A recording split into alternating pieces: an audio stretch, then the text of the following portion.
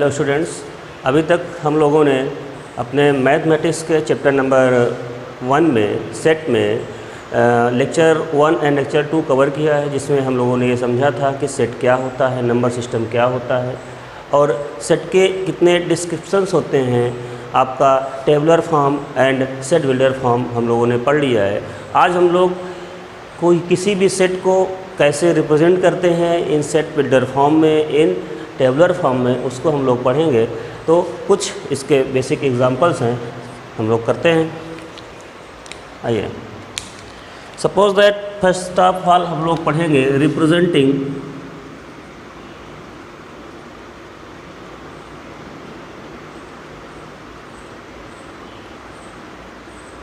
Set इन tabular form. First case हमको यही पढ़ना है कि किसी सेट को हम टेबुलर फॉर्म में कैसे रिप्रेजेंट करेंगे। अगर कोई सेट आपको दे दिया जाए, बोले इसको टेबुलर फॉर्म में रिप्रेजेंट करिए, तो आप कैसे करेंगे। तो पहले हम लोग एक बार रिमाइंड करते हैं कि टेबुलर फॉर्म होता क्या है। टेबुलर फॉर्म में हम लोग एलिमेंट्स को कैसे मेंशन करते हैं, रखते कैसे हैं। तो टेबुलर फॉर्म में हम लोग को किसी भी एलिमेंट को एक ब्रैकेट के अंदर कॉमा की हेल्प से सेपरेट करके रखते हैं, कुछ इस तरह। ओके, अब इसमें जो वैल्यू आ रही होती है वहाँ तक रख के और इसको ब्रैकेट को क्लोज कर देते हैं। लेकिन अब हमारे पास अगर कोई सेट दिया है, ऑलरेडी क्वेश्चन पे कोई सेट दे रखा है, उसने कुछ आस्क किया है हमसे, तो उसके अकॉर्डिंग हमें क्या करना है, ये आइए देखते हैं। तो सपोज दैट एक एग्जांपल लेते हैं, set of all, tabular form में कन्वर्ट करना है तो set of all letters in mathematics.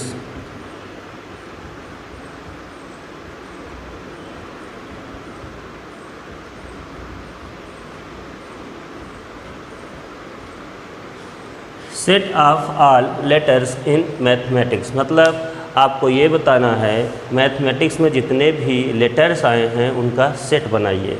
तो इसमें विशेष ध्यान ये देना है कि जब भी हम सेट बनाएंगे तो किसी भी नंबर को रिपीट नहीं करना है। अगर कोई नंबर एक बार आ चुका है सेट में तो दोबारा उसको नहीं लेना है। आप जानते हैं कि कोई चीज़ अगर सेट में होती है तो कोई चीज़ रिपीट नहीं होती। एक सेट का मतलब होता है उसमें एक चीज़ एक ही बार आनी चाहिए। तो यहाँ पे सपोज दैट हम अगर इसका टेबुलर फॉर्म में कन्वर्ट करते हैं तो इसका टेबुलर फॉर्म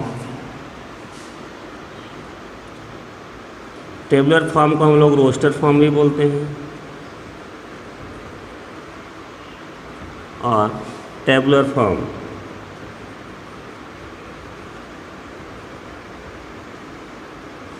रोस्टर फॉर्म और tabular form of this word is. Answer क्या होगा, आंसर ए, सॉरी इसको आप कुछ और एलिमेंट यूज करेंगे यहाँ पे, क्योंकि ए ऑलरेडी आया हुआ है। सपोज दैट हमने यहाँ पे कुछ भी वर्ड यूज कर दिया, ई इक्वल्स टू ई भी आया है,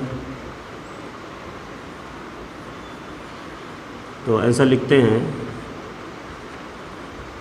set of all letters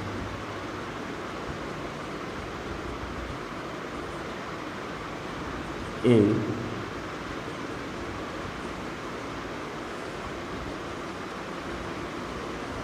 mathematics is equal to क्या हो सकता है, इज़ इक्वल टू ये हो सकता है।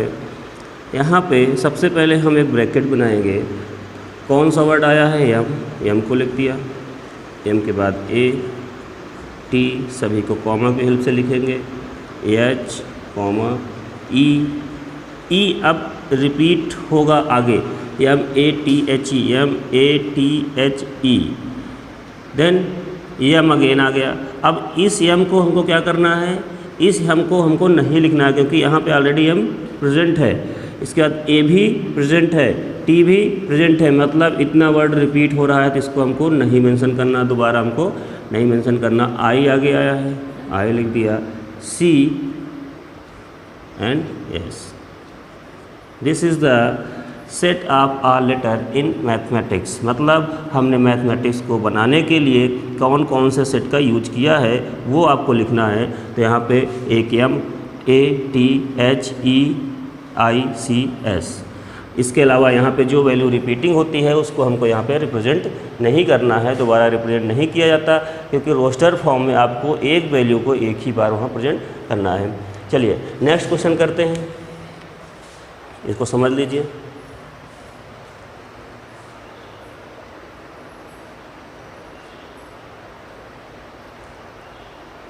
Okay,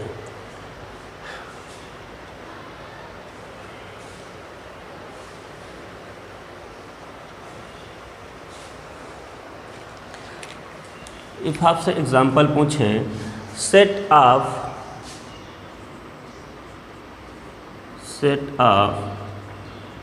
all letters in algebra, ALZEBRA, algebra। अब अगर एल्जेब्रा में आपसे सेट पूछता है तो इसमें क्या करेंगे, सबसे पहले वही लॉजिक यूज करेंगे। आप क्या करेंगे कि सबसे पहले इसमें देखते हैं कि कितने वर्ड्स हैं, 1 2 3 4 5 6 7 वर्ड्स हैं। फिर ये देखते हैं कौन सा रिपीटिंग है। रिपीटिंग कौन सा है, यहाँ पे ये और ये है, बाकी कोई रिपीटिंग नहीं है। तो बस आपका आंसर हो जाएगा यहाँ पे ALZEBR। जो रिपीटिंग है उसको हम रिपीट नहीं करेंगे, उसको हम एक ही बार यूज करेंगे, आपका आंसर फाइंड आउट हो जाएगा। ओके, नेक्स्ट क्वेश्चन देखते हैं, इसको सॉल्व कर देख लीजिए एक बार आप।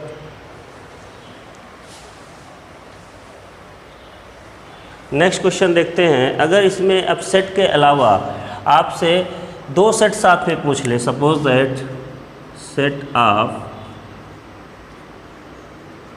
ऑल लेटर्स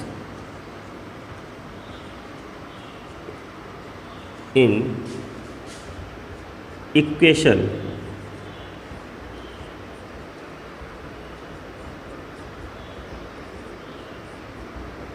और इसी में क्वेश्चन ये पूछ ले, सेट ऑफ ऑल वॉवेल्स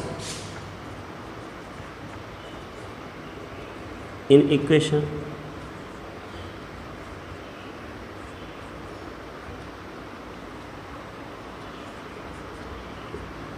तो ये दोनों आंसर्स इसमें देखिए, आंसर्स क्या सेम होंगे या कुछ डिफ़र करेंगे, तो इसको आप समझते हैं। यहाँ पे इक्वेशन एक ऐसा वर्ड आया है जिसमें कितने टोटल डिजिट्स हैं, टोटल कितने वर्ड्स हैं, 1 2 3 4 5 6 7 8 9। अगर यहाँ पे 9 वर्ड्स हैं तो अब आपको ये चीज़ देखना है कि इसमें आपसे फर्स्ट क्वेश्चन में पूछा है set of all letters. Set of all letters में आपको वही तरीका यूज करना है। सबसे पहले ये चेक कर रहा है विच वन इज़ रिपीटिंग, इसमें रिपीटिंग कौन सा है। तो आई थिंक EQUCATION, कोई रिपीटिंग वैल्यू दिख नहीं रही है, तो आपको सीधा इसका आंसर हो जाएगा EQUCATION। अगर कोई वैल्यू रिपीट नहीं करती है तो आपको इसमें सारी वही वैल्यू पुट कर देना है जो वैल्यू उसमें है, ठीक है। लेकिन अब अगर यहाँ पे आपसे पूछ लेता है कि नंबर ऑफ ऑल वावल्स क्या हैं, तो ऑल वावल्स में आपको क्या करना है, इसमें चेक करना है कि कितने वावल्स हैं इसमें। तो आई थिंक इसमें वावल्स क्या होते हैं सबसे पहले हमको वो पता होना चाहिए। हमने लास्ट लेक्चर पे वावल्स, नंबर सिस्टम, सारी चीज़ के बारे में समझाया है, जो कि बहुत बेसिक है, आप लोगों को पता होगा। इसमें क्या है, हमारे कितने वावल्स होते हैं, AEIOU, कितने वावल्स होते हैं पूरे इंग्लिश में वर्ड में। अब ए इसमें क्या प्रेजेंट है, यस प्रेजेंट है। EIO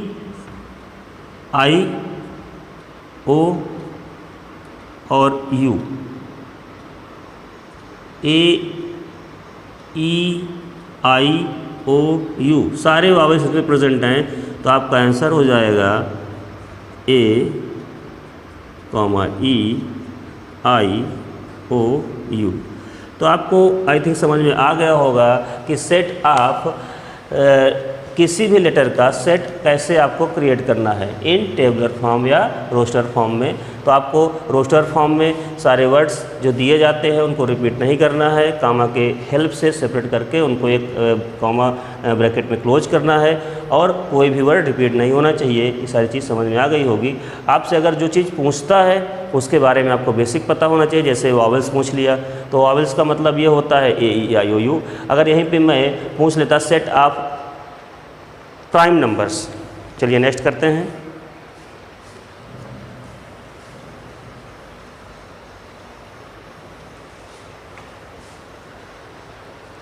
नेक्स्ट क्वेश्चन करते हैं, set of first 5 prime number, first 5 prime number.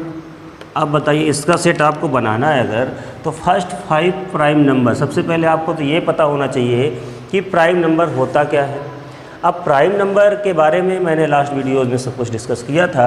Prime number क्या होते हैं? Those number which is divisible by itself and 1 और इटसेल्फ, जो नंबर 1 से डिविजिबल हो और खुद से डिविजिबल हो, वो क्या होते हैं? प्राइम नंबर होते हैं। तो प्राइम नंबर आई थिंक आपको पढ़ाया गया था, कहाँ से स्टार्ट होते हैं? बेसिकली 2 से स्टार्ट होते हैं। 2 के बाद नेक्स्ट 4 तो होगा नहीं क्योंकि डिविजिबल है। 3 भी 3 होगा, 5 ये भी होगा, 7 एंड 9 नहीं होगा क्योंकि ये किसी 3 से डिविजिबल है आपका, 11 एस 1 13। तो आपसे क्वेश्चन में क्या पूछा है? क्वेश्चन में ये पूछा है कि फर्स्ट 5 प्राइम नंबर, तो आपका आंसर होगा 2 3 5 7 13 11 ले लीजिए, 13 नहीं, 1 2 3 4 5। ओके, ये आपका आंसर हो जाएगा। अगर इसी में मैं बोल देता set of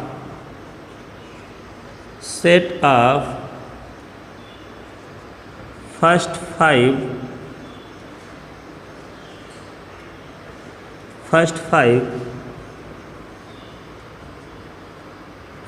5 composite number,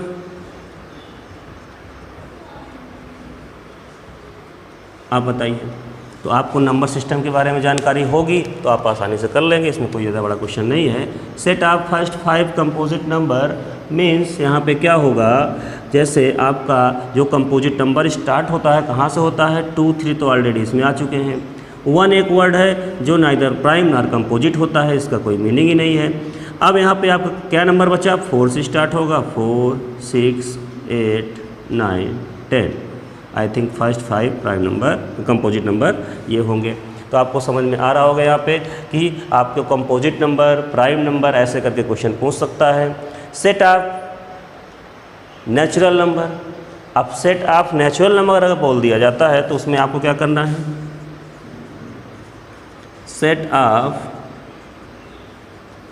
natural number,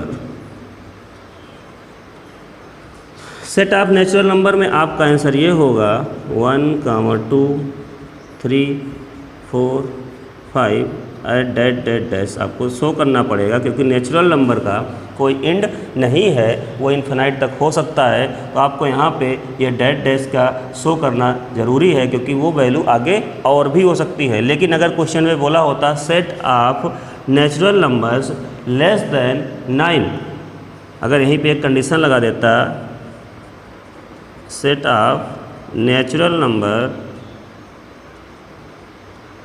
which is less then 9, तो आपका आंसर होगा यहाँ पे जो 9 से छोटे हैं वो नेचुरल नंबर चाहिए। 1 2 3 4 5 6 7 8। तो ये ऐसे आपको क्या करना है, सारे क्वेश्चंस को पढ़ना है और उनके आंसर्स को पुटअप करना है। अब यहाँ पे और भी सारे क्वेश्चंस हो जाते हैं।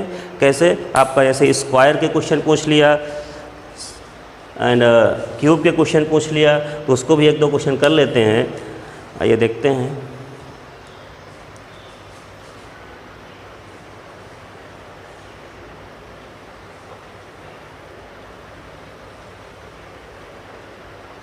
अब इसमें अगर कोई स्क्वायर का क्वेश्चन आ जाता है तो उसको हम लोग कैसे करेंगे, तो आइए देखते हैं। The set of square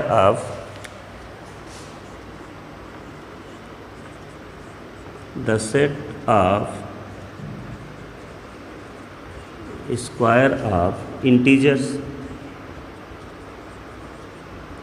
integers.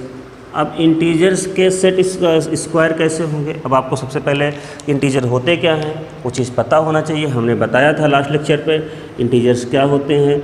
आपको ये चीज़ सारी चीज़ समझाई गई थी। 0, इधर 1, 2, 3, 4, 5, 6 XOR -1, -2, -3, -4, -5, -6 SOR।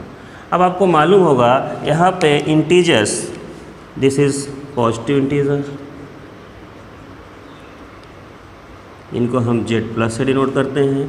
This is negative integers, इनको हम Z- से डिनोट करते हैं। और 0 एक ऐसा वर्ड है जो क्या है, ना ही पॉजिटिव है ना ही नेगेटिव इंटीजर है, ना इधर पॉजिटिव और नेगेटिव इंटीजर। आपको इसमें पूछा गया है set of square of integers. तो set of square of integers मतलब क्या है, यहाँ पे इंटीजर्स के स्क्वायर को हमको रिप्रेजेंट करना है। तो अब आपको हमने लास्ट लेक्चर में बताया था कि पॉजिटिव इंटीजर्स और नेगेटिव इंटीजर्स जो होते हैं उनके बीच में एक वर्ड 0 आता है।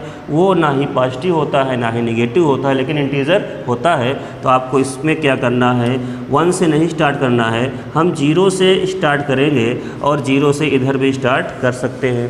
तो आपके जो सेट बनेंगे वो क्या बनेंगे, सेट ऑफ इंटीजर्स बोला गया है, ना ही पॉजिटिव ना ही नेगेटिव, ऐसा कुछ नहीं बोला उसने।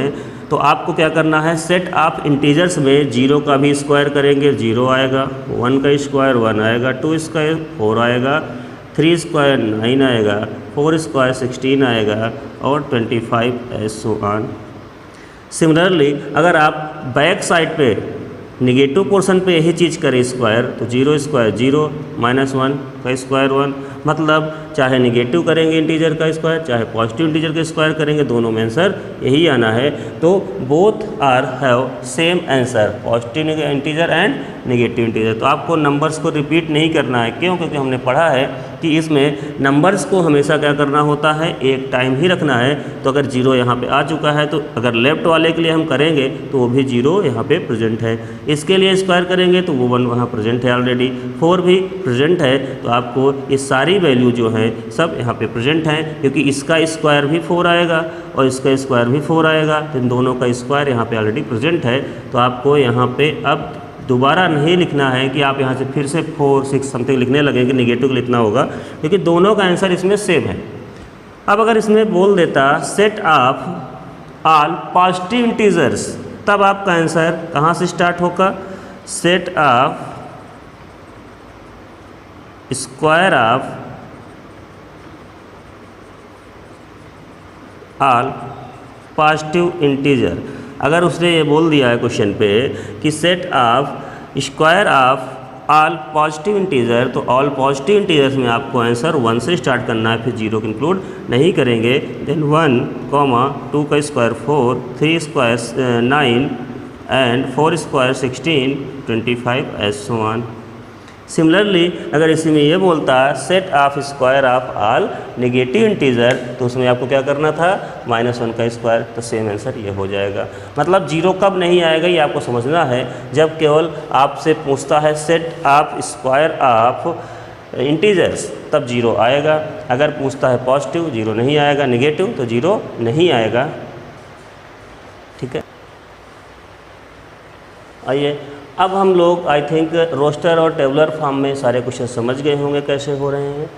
अब हम समझेंगे कि सेकंड फॉर्म आपका क्या था, टेबुलर फॉर्म एक तो हो गया है, सेकंड फॉर्म आपका था बिल्डर फॉर्म। तो लिखिए, हेडिंग डालिए, सेट बिल्डर फॉर्म।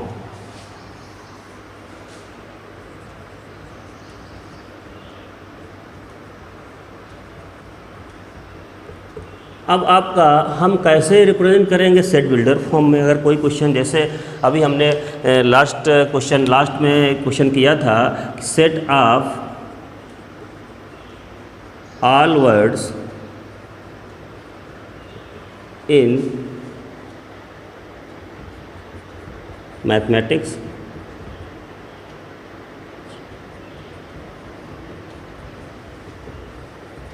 तो इसमें आपने क्या किया था, अगर रोस्टर फॉर्म में पूछा होता तो इसी में जितने वर्ड यहाँ पे लिखे हैं उनको वर्ड को बिना रिपीट किए आपको एक ब्रैकेट के अंदर कॉमा के हेल्प से सेपरेट करके लिख देना था, वो तो रोस्टर फॉर्म हो गया। लेकिन यहाँ पे सेट बिल्डर फॉर्म में आपको कन्वर्ट करना है।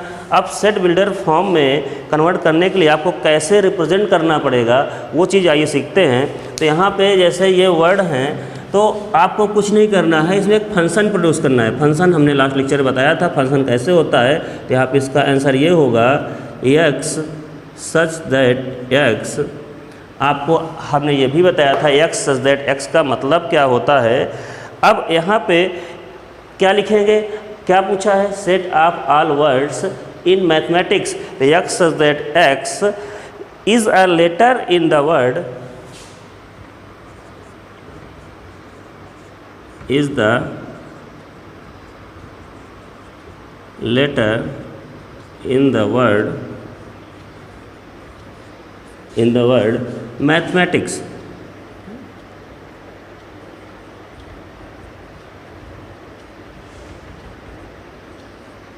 मैथमेटिक्स मतलब आपका यही आंसर होगा। ये कौन सा आंसर आया आपका, सेट बिल्डर फॉर्म में आंसर आया है। मतलब आपको यहाँ रिप्रेजेंट करना है कि ये जो सेट है, एक्चुअली यहाँ पे इसको हमें थोड़ा सा कैपिटल में लिखना चाहिए, लेकिन वहाँ स्पेस कम था इसलिए मैंने लिख दिया था। आपको क्या करना है, इसको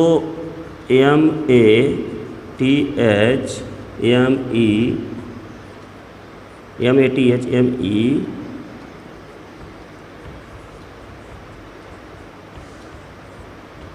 मैथमेटिक्स आपको ऐसे लिख के ब्रैकेट को क्लोज करना चाहिए। तो एक्चुअली जो क्वेश्चन पे दिया गया जैसे उसी हिसाब से हमको यहाँ रखना है। तो यहाँ पे क्या है, x such that x is the letter in the word mathematics. अब लेटर इन द वर्ड का मतलब ये होता है कि आपका ये जो लेटर है वो क्या है, इस लेटर में जितने भी वर्ड आए हैं वो x में बिलोंग करते हैं। आपको इसका मीनिंग यही है कि जितने भी वर्ड आए हैं वो इस x में बिलोंग करेंगे, इस x में होंगे। ठीक है, नेक्स्ट क्वेश्चन हम लोग अगर देखते हैं, अगर इसमें लिखा जाए set of all natural number, set of all natural number, तो वो कैसे करेंगे।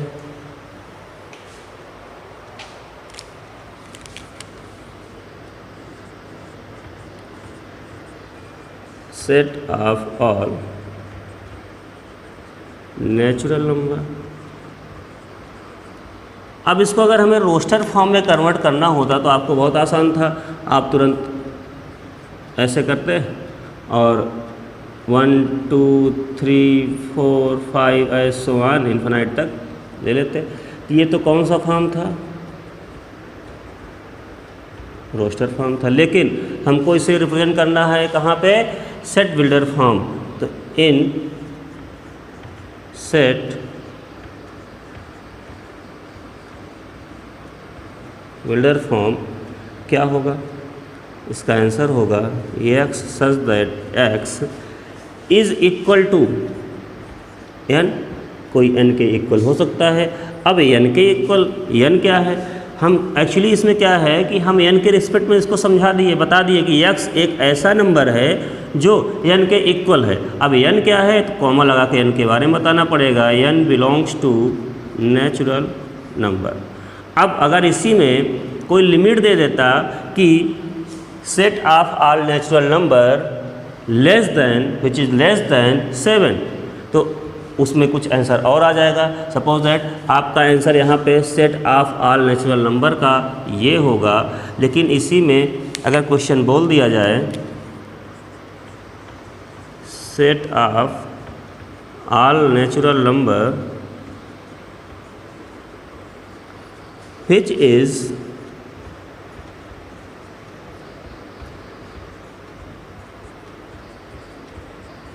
Less than 9। अगर कहीं ऐसा बोल दिया जाए कि 9 से छोटे भी होने चाहिए तो आपका आंसर क्या होगा, similarly x such that x हम लिखेंगे इज़ इक्वल टू n लिखेंगे। क्यों? क्योंकि जो हमारा x है, सच दैट का मतलब बेसिकली यहाँ पे यही होता है कि x जो बिलोंग कर रहा है वो है क्या आखिर। तो यहाँ पे x सच दैट x एक ऐसा नंबर है जो नेचुरल नंबर है, ये तो समझ में आ गया, ठीक है। अब यहाँ पे x सच दैट x एक नंबर n है, तो n क्या है? तो n एक नेचुरल नंबर है। तो आपकी आधा क्वेश्चन तो सॉल्व हो गया, नेचुरल नंबर।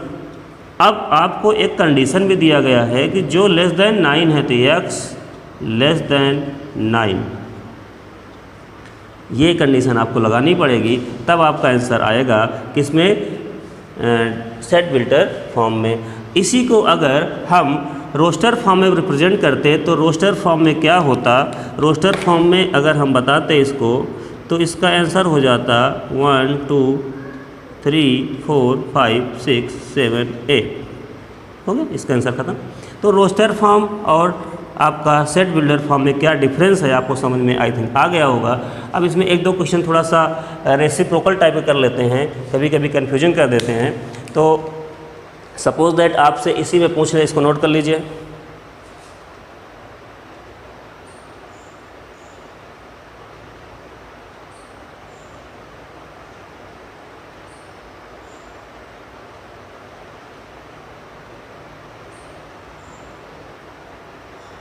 ओके, अब इसमें अगर पूछ ले set of all reciprocal of even number, even numbers का रेसिप्रोकल क्या होगा, तो उसको कैसे सॉल्व करेंगे?